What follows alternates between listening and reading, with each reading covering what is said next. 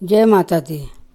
आज मैं आपको एक दर्द भरी कहानी सुनाई रही हूँ। सुन के ज़रूर कमेंट करना आपको कैसी लगी। आज मैं सच्ची घटना की कहानी सुनाती हूँ। एक परिवार था, उसमें पति पत्नी और 2 देवर साथ में रहते थे। उस समय 200 रुपये की नौकरी थी। 4 जनों का पेट भी भरना था और किराया भी देना था। बड़ी मुश्किल होता था गुजारा करना। पत्नी बीना बड़ी ही शांत स्वभाव की थी। पति दिनेश पत्नी को और दोनों भाइयों को अपने साथ दिल्ली ले गया। पत्नी के पास सिर्फ एक धोती थी। उस समय खादी की धोती पहनते थे। वो 20-30 ऐसे रुपए की आ जाती थी। वह भी उसके पास एक थी। अब वह शहर में गई। देखिए उस समय की कैसे हालात थे। जब वह नहाती थी, कपड़े पहनने के लिए नहीं होते थे। कभी कभी तो गीली धोती पहन लेती थी। अगर कोई मेहमान आ गया तो, नहीं तो अंदर ही कमरे में सुखाना था। यह तो उसका अपना तन था, गीले में रहे या सूखे में। ऐसे लपेट लेती थी। जब उसके 2 देवर छोटे थे, स्कूल से आते थे तो उनको खाना पूरा नहीं होता था, तो अपने हिस्से का खाना देवर को दे देती थी और अपने आप भूखी रहती थी। कई दिन ऐसे हो जाते थे। पति बेचारा अभी क्या करे। 200 रुपए में खाना भी खाना है, किराया भी देना है। दिनेश की हालत ऐसी थी कि वह दोस्तों वाला था। कभी भी मुंह उठाकर दोस्तों को घर ले आता और घर में पूछता नहीं था कुछ है घर पे कि नहीं, चाय पानी का कोई इंतजाम है या नहीं। बाहर से ही बोल देगा चाय बना दो बीना। एक दिन बीना ने 2 चाय बनाई। 2 दोस्त बैठे हुए थे। अब चाय कप में डाल दिए। तब तक एक दोस्त और आ गया। अब क्या करे। देखो यह हालात और गरीबी की कहानी है। अब घर में दूध थोड़ा सा था, चीनी भी नहीं, चाय पत्ती तो बिल्कुल ही नहीं थी। बीना ने क्या किया। बीना ने वही चाय पत्ती, थोड़ा उसमें पानी डाला, थोड़ा चीनी डाली, इसी पत्ती में फिर चाय बना दी और फिर उसी पत्ती को निचोड़ के कप में को आधा किया। अब उस समय की बात तो हो गई। तो उसने दिनेश से कहा, दिनेश तुम ऐसे क्यों ले आते हो घर में? पहले घर के हालात तो देखो। घर में है कुछ या आप बाहर से बोल देते हो कि बिना ऐसा काम कर दो, बिना खाना बना दे, बिना चाय बना दो। अंदर कहाँ से बनाएं?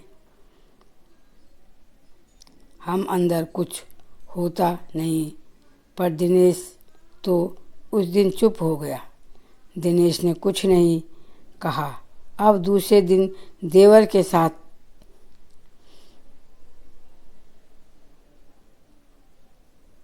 के दोस्त आ गए। भाभी चाय बना देना। अब देवर को कैसे मना करें, क्योंकि भाई के दोस्तों को तो चाय पिलाई थी। मैंने देवर को अंदर बुलाया और कहा, ऐसे दोस्तों को मत लाया करो घर में, क्योंकि हमारे घर के हालात अच्छे नहीं हैं। जब थोड़ा अच्छे हो जाएं तब ले आना। बाद में देवर को गुस्सा आ गया। भाई तो कल तीन दोस्तों को लेकर आया गया, तब खूब चाय पिलाई आपने। देवर ने कभी यह नहीं पूछा कि भाभी ने खाना खाया नहीं खाया, चाय पी नहीं पी। वो कोई नहीं सोचता था बीना के बारे में, तो कोई सोचेगा नहीं। एक दिन बीना ने दिनेश से कहा, मुझे गांव छोड़ दो। गांव में तो फटे पुराने भी कपड़े पहन लेते हैं, शहर में कैसे पहनेंगे?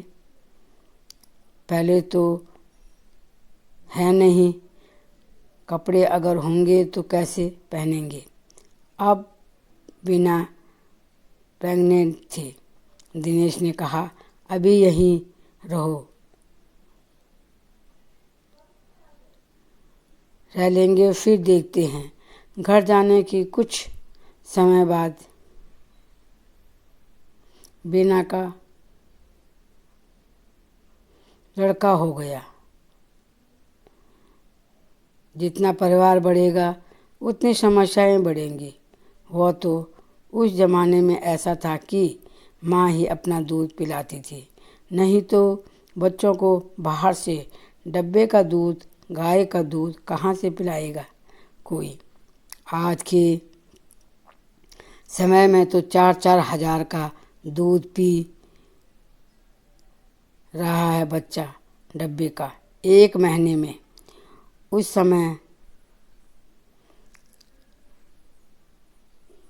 उस टाइम कहाँ से देते।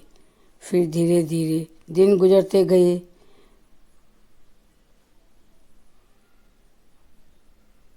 देवर भी बड़े हो गए और देवर छोटे मोटा काम करने लगे।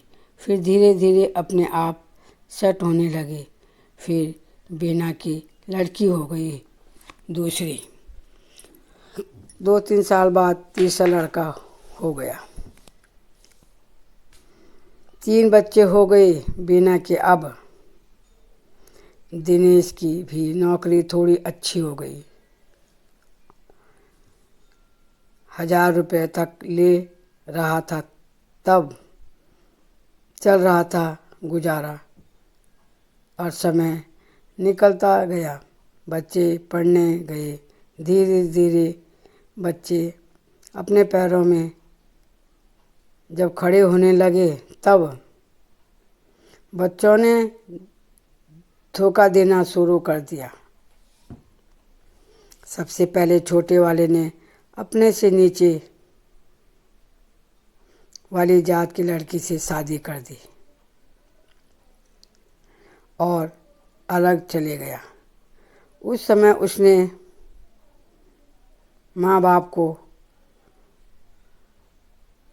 का कोई ख्याल नहीं रखा कि हम कैसे पढ़े होंगे, क्या पढ़े होंगे, कोई मतलब नहीं है। तब लड़की ने कहा, मुझे जापानी सीखनी है, मुझे जापान भेजो। पापा ने उसको जापान भेज दिया। जापानी सीख के आई। फिर उसने भी कहा, मुझे अभी शादी नहीं करनी है, मैं शादी नहीं करूँगी। फिर ऐसे चल रहा। वह नौकरी करती रही। अब बड़ा लड़का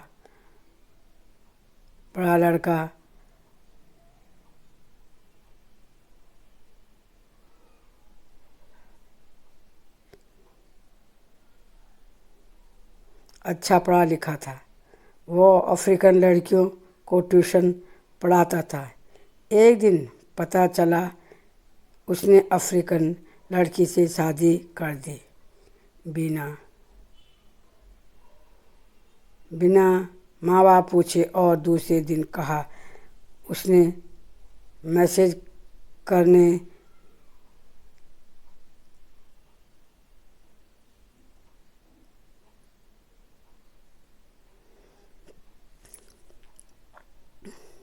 मैं जा रहा हूँ, घर वाले क्या बोलते। उसको जब शादी अपनी मर्जी से कर ली तो अपनी मर्जी से जाएगा। वो भी चले गया। अब लड़की क्यों पीछे रहती। लड़की ने भी ऑफिस का एक लड़का पकड़ा, उसके साथ जापान चले गए। तीनों बच्चों ने अपनी मर्जी से शादी कर दी। मम्मी पापा को भी शादी में नहीं बुलाया। मम्मी पापा हाथ मलते रह गए। क्या करते हो, कुछ नहीं बोले। धीरे धीरे उम्र भी हो रही थी। अब वो किसी के साथ ना उठते ना बैठते, क्योंकि समाज के साथ उठना बैठने के लिए भी हिम्मत होनी चाहिए। सर ऊंचा करने के लिए बच्चों ने तो ऐसा नीचा दिखा दिया माँ बाप को कि उठा ना पाए। तब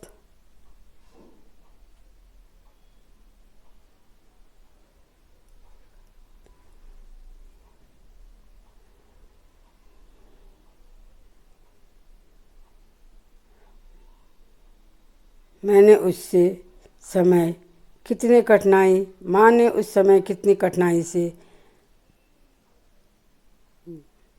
करके बच्चों को पाला। अपने लिए खाना नहीं था, पहनने के लिए नहीं था। आज मेरे पास बच्चों ने मुझे कितना बड़ा धोखा दिया। दिनेश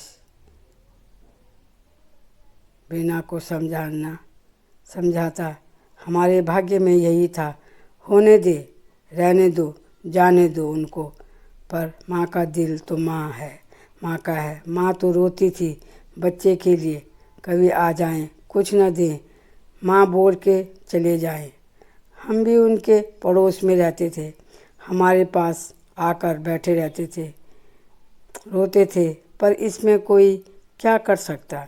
जो बच्चा अपने माँ बापों का नहीं होगा वह किसी और की बातें सुनेगा।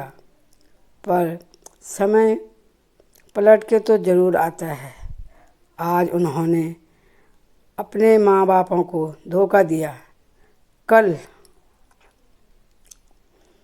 उनके बच्चे उनको धोखा देंगे। यह तो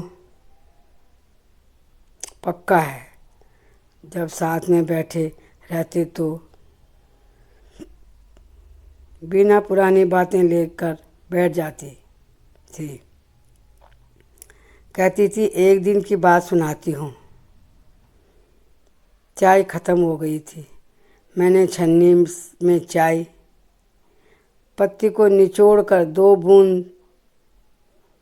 चार बूंदें इकट्ठी कर दी। तब एक घूंट चाय की पी, क्योंकि बहुत ठंड लग रही थी। समय कैसा होता है किसी को पता नहीं। आज उसके पास पैसा है, न कोई खाने वाला है, न कोई आने वाला है। क्या करना उस पैसे का। जब खाना था उस समय पैसा नहीं था।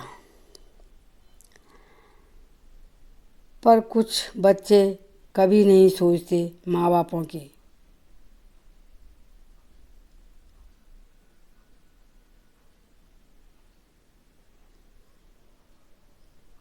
धन्यवाद। कहानी कैसी लगी ज़रूर बताना।